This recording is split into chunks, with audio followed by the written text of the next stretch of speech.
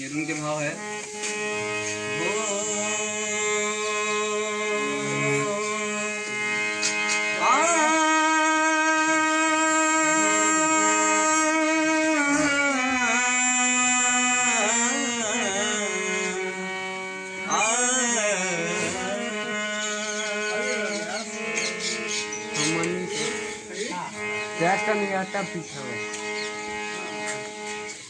जब लंका में हनुमान जी गइल बाणे सीता जी से भेंट करे तो सीता जी कहत अड़ी अरे कैसन मरे लक्ष्मण देवरवा कैसन प्रभु जी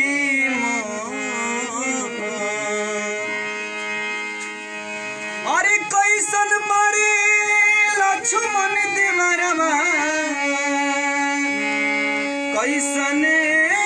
प्रभु जी हम पूछतड़ी सिया हो मैया पूछतड़ी सिया हो मैया अरे गिरता नैनावा से लो पूछतड़ी सिया हो मैया कौन भइले हमरा से गलती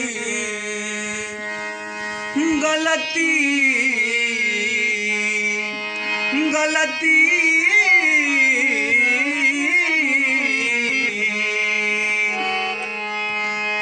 कौन भइले हमरा से गलती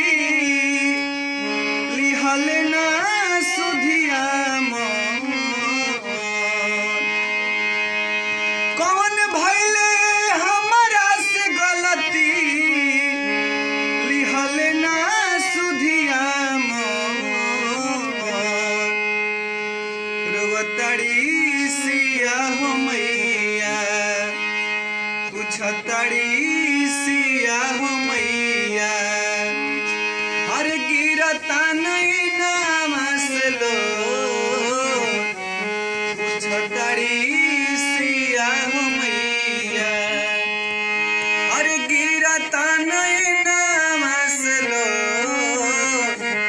पूछतड़ी सिया हो मैया अरे बेरी बेरी रावण आके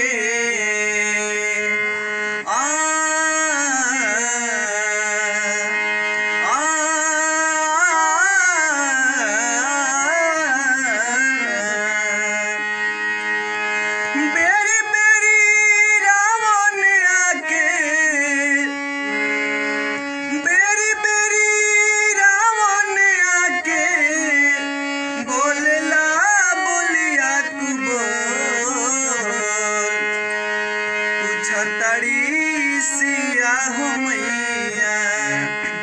पूछतड़ी सिया हो मैया अरे गिरता नैनावा से लो पूछतड़ी सिया हो मैया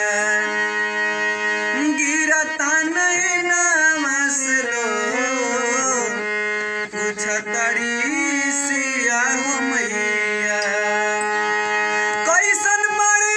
लक्ष्मण देवरवा कैसन प्रभु जी